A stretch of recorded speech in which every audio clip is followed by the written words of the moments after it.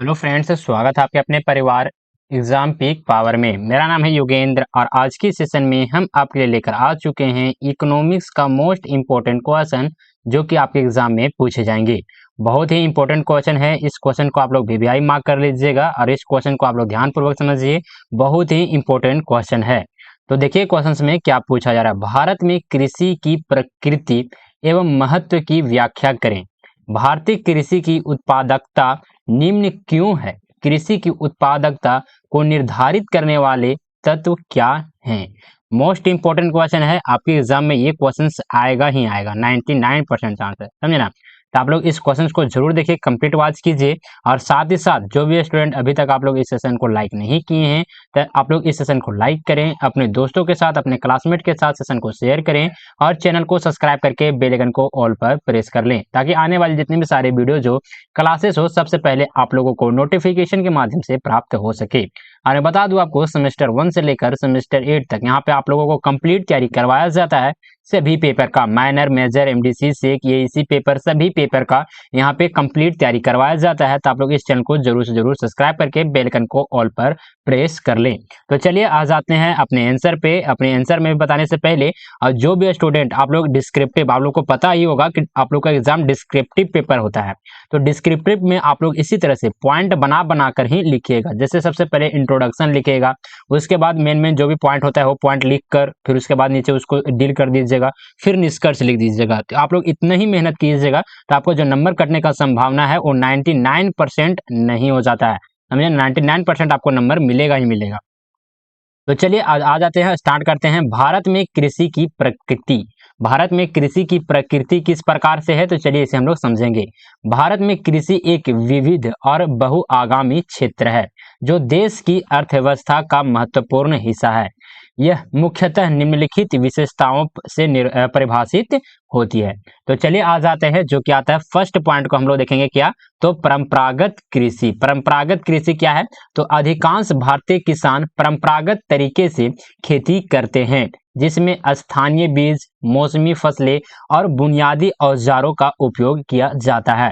परंपरागत कृषि कहने का मतलब है कि आप लोग इसमें हाइब्रिड बीज का उपयोग नहीं किया जाता है, कोई भी आधुनिक संसाधन का उपयोग नहीं किया जाता है। तो जितने भी मतलब इन सारे संसाधन का जो भी उपयोग नहीं करता है, जैसे क्या बोला जा रहा है स्थानीय बीज। स्थानीय बीज यानी कोई ऐसा फसल जिससे फिर बीज निकला और वही बीज को फिर से बो दिया गया। कोई भी इसमें मतलब कि हल के कारण से इसे हल से किसी भी क्षेत्र को जुताई किया जाता है। इसमें ट्रैक्टर का प्रयोग नहीं किया जाता है, उर्वरक नहीं छीटा जाता है, समझे ना, कीटनाशक का प्रयोग नहीं किया जाता है। तीन सारे के सारे क्या हो जाएंगे तो परंपरागत कृषि के अंतर्गत में देखने को मिलेगा। चलिए आगे आ जाते हैं। छोटे जोते। छोटे जोते कहने का छोटी जोते कहने का मतलब है कि भारत में अधिकांश किसान छोटे और सीमांत हैं जिसके पास सीमित भूमि होती है। ये किसान आमतौर पर 1 से 2 हेक्टेयर भूमि पर खेती करते हैं। कहने का मतलब कि भारत में बहुत सारे ऐसे ऐसे किसान हैं जिनके पास बहुत ही कम क्षेत्रफल में उसके पास भूमि जो कि है कृषि योग्य भूमि बहुत ही कम है, समझे ना। यहाँ पे आप लोग देखेंगे तो मतलब एक लगभग देखा जाए तो 1 से 2 हेक्टेयर भूमि ही सिर्फ मतलब कि हर एक किसान के पास मतलब उपलब्ध है। चलिए आगे आ जाते हैं। अगले पॉइंट आ जाता है मौसमी खेती। मौसमी खेती किस प्रकार से है तो कृषि गतिविधियां मुख्यतः मौसमी पर निर्भर, मानसून पर निर्भर करती है।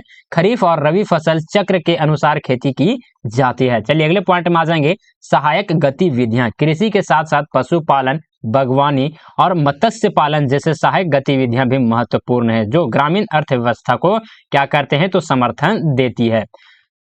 चलिए आगे देखेंगे जो क्या आता है कृषि के महत्व। कृषि के कौन कौन से महत्व हैं, किस प्रकार से हमें ये प्रॉफिट देते हैं, तो चलिए इसके बारे में हम लोग देखेंगे। फर्स्ट पॉइंट में आता है आर्थिक योगदान।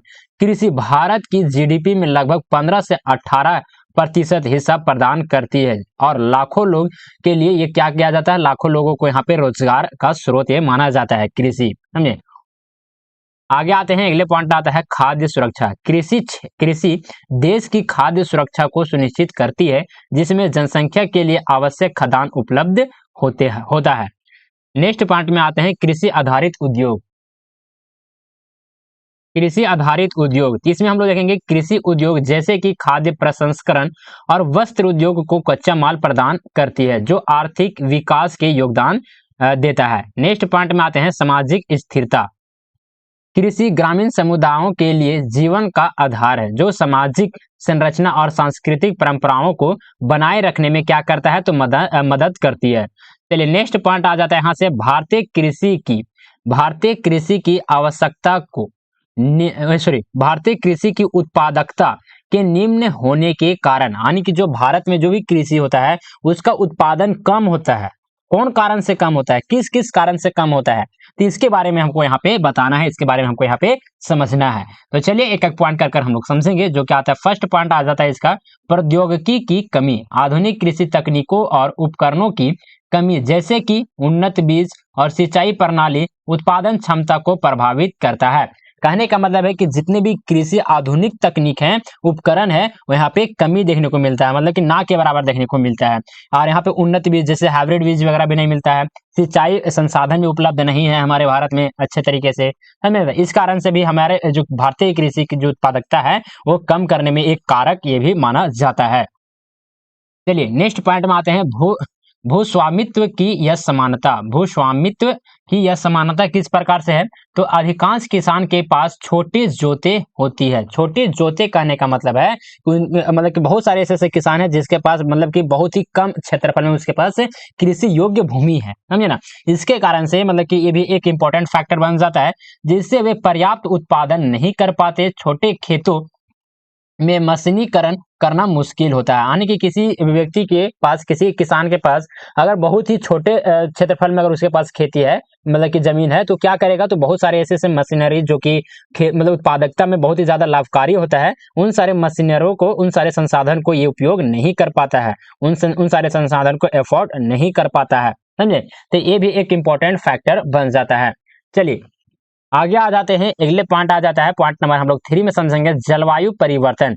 जलवायु परिवर्तन के कारण मौसम में यह अनिश्चितता और प्राकृतिक आपदाएं जैसे कि बाढ़ और सूखा फसलों की उत्पादकता को क्या करता है, तो प्रभावित करता है। आगे देखेंगे, पॉइंट नंबर 4 आ जाता है, पर्याप्त अनुसंधान और विकास का अभाव। कृषि अनुसंधान और विकास में निवेश की कमी के कारण नए और बेहतर फसली तकनीकों का उपयोग सीमित है। अगले पॉइंट में देखेंगे, पॉइंट नंबर 5 आ जाता है, बाजार तक पहुंच की कमी। बाजार तक पहुंच की कमी एक ये भी इंपॉर्टेंट फैक्टर बन जाता है, समझे ना। इसमें हम लोग लिखेंगे, क्या लिखेंगे, किसानों को अपने उत्पादों के लिए उचित मूल्य नहीं मिल पाता, जिससे उनकी आर्थिक स्थिति क्या होती है, तो कमजोर होती है। चलिए नेक्स्ट यहाँ से पॉइंट आ जाता है, कृषि की उत्पादकता को निर्धारित करने वाले तत्व कौन कौन से हैं, तो चलिए इसे भी हम लोग समझ लेते हैं। फर्स्ट पॉइंट में आ जाता है, भूमि और जलवायु। उपयुक्त मिट्टी और जलवायु फसलों की उत्पादकता में महत्वपूर्ण भूमिका निभाते हैं। अच्छी जलवायु और मिट्टी कृषि उत्पादन को बढ़ाने में सहायक होते हैं। अगले पॉइंट में देखेंगे, पॉइंट नंबर 2 आ जाता है, कृषि तकनीक। उन्नत तकनीक जैसे उच्च उपज वाले बीज यानी कि हाइब्रिड बीज, उर्वरक और सिंचाई प्रणाली कृषि उत्पादकता को बढ़ाने में मदद करते हैं। चलिए नेक्स्ट पॉइंट आ जाता है, श्रम। श्रमिकों की गुणवत्ता और संख्या की उत्पादकता को प्रभावित करती है। कुशल श्रमिक अधिक प्रभावी ढंग से काम करते हैं। अगले पॉइंट में आ जाता है, पॉइंट नंबर 4 को हम लोग समझेंगे, सरकारी नीतियां। उचित नीतियों और योजनाओं का होना, जैसे कि सब्सिडी और समर्थन मूल्य, समझे ना, यानी कि MSP भी होता है, मिनिमम सपोर्ट प्राइस, समझे ना, किसानों को उत्पादन बढ़ाने में मदद कर सकता है। अगले में आ जाते हैं, अगला पॉइंट आ जाता है, पॉइंट नंबर आता है 5। इसमें आ जाता है बाजार की पहुंच। बाजार की पहुंच में क्या लिखेंगे, तो किसानों को अपने उत्पादन के लिए उचित बाजार और मूल्य मिलना आवश्यक है। बाजारों तक पहुंच और उचित मूल्य निर्धारण से उत्पादकता में सुधार हो सकता है। तो चलिए आ जाते हैं निष्कर्ष में, और निष्कर्ष एकदम मोस्ट इंपॉर्टेंट ये पॉइंट बन जाता है, तो आप लोग निष्कर्ष लिखना बिल्कुल भी मत भूलेगा, समझे ना। निष्कर्ष बताने से पहले आप लोग से एक रिक्वेस्ट है कि अभी तक आप लोग इस सेशन को लाइक नहीं किए हैं, तो पहले तो आप लोग इस सेशन को लाइक करें, अपने क्लासमेट के साथ, अपने दोस्तों के साथ इस सेशन को शेयर करें, और साथ ही साथ चैनल को सब्सक्राइब करके बेल आइकन को ऑल पर प्रेस कर ले, ताकि आने वाले जितने भी सारे वीडियोज हो, क्लासेस हो, सबसे पहले आप लोगों को नोटिफिकेशन के माध्यम से प्राप्त हो सके। और जो भी स्टूडेंट आप लोग टेलीग्राम चैनल में ज्वाइन नहीं किए हैं अभी तक, तो आप लोग इस इसी वीडियो के डिस्क्रिप्शन बॉक्स में चले जाइएगा, वहां पे आपको टेलीग्राम चैनल का लिंक मिल जाएगा। समझे ना, टेलीग्राम चैनल का लिंक मिल जाएगा, वहां से जाकर आप लोग टेलीग्राम चैनल में ज्वाइन कीजिए। वहां पे आपको पीडीएफ वगैरह, क्लास रिलेटेड, एग्जाम से रिलेटेड सारे के सारे अपडेट वगैरह भी आपको दे दिए जाते हैं। और साथ ही साथ जो भी स्टूडेंट व्हाट्सएप ग्रुप में ज्वाइन होना चाहते हैं, या फिर अगर आप लोग पीडीएफ लेना चाहते हैं, तो आप लोग इस नंबर पे कांटेक्ट कर सकते हैं, जो कि नंबर है 9430702606। आप लोग इस नंबर पे व्हाट्सएप मैसेज के जरिए हमसे कांटेक्ट कर सकते हैं।